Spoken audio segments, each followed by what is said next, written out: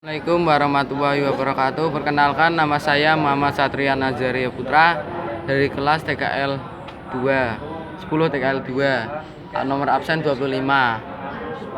Berikut di sini saya akan menjelaskan dari mana sejarah Kerajaan Majapahit.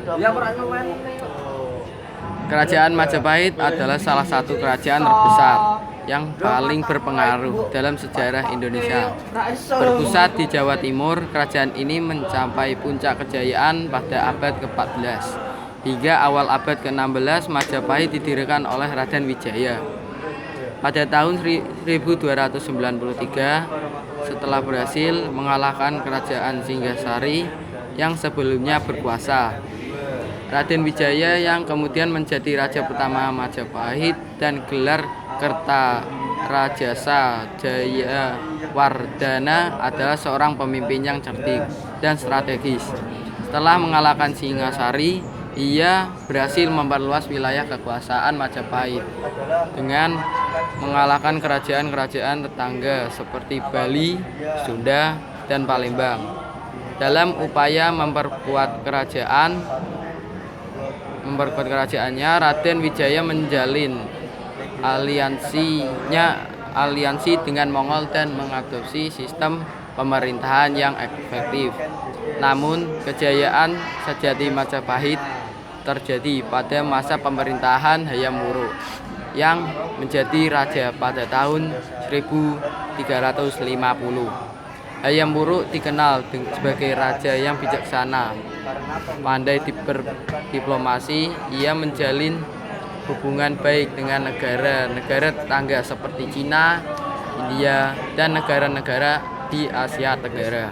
Salah satu hubungan diplomatik yang terkenal adalah dengan Tiongkok melalui ekspedisi Laksamana Cheng Ho. Selama masa kejayaannya, Majapahit menjadi pusat perdagangan dan kebudayaan di wilayah Nusantara. Kerajaan ini menguasai jalur perdagangan rempah-rempah yang sangat penting pada saat itu. Majapahit juga dikenal sebagai pusat kebudayaan yang maju dengan seni sastra arsitektur yang berkembang pesat. Seni ukir, seni patung, dan seni pahat menjadi sangat populer pada masa itu. Salah satu contoh arsitektur yang terkenal adalah Candi Penataran dan Candi Suko. Selain itu, Majapahit juga memiliki sistem pemerintahan yang terorganisir dengan baik. Raja Hayam Wuruk didampingi oleh Patih Perdana Menteri yang berperan penting dalam mengatur pemerintahan, sistem administrasi, dan efisien dan terstruktur, memungkinkan Majapahit untuk mengelola wilayah luas dengan baik. Namun, pada akhir abad ke-15, Majapahit mulai mengalami kemunduran. Faktor-faktor seperti konflik internal, serangan dari luar, dan perubahan politik wilayah Nusantara menyebabkan kerajaan ini melemah. Pada tahun 1478, Majapahit akhirnya jatuh ke tangan Kerajaan Demak yang kemudian menjadi penerusnya. Meskipun kerajaan Majapahit tidak lagi berkuasa, warisan budaya dan sejarah tetap hidup hingga saat ini. Banyak peninggalan arkeologi seperti candi dan prasasti yang menjadi saksi bisu kejayaan kerajaan ini. Selain itu, tradisi dan kebudayaan Jawa yang kaya juga dipengaruhi oleh Majapahit.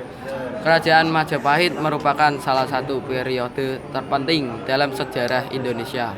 Kejayaan sebagai kerajaan maritim dan pusat kebudayaan memberikan pengaruh yang kuat dalam membentuk identitas bangsa Indonesia.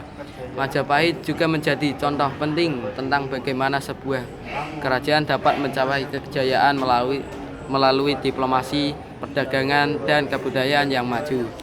Sekian dari saya, apabila ada kesalahan mohon dimaafkan. Sekian dari saya, wassalamualaikum warahmatullahi wabarakatuh.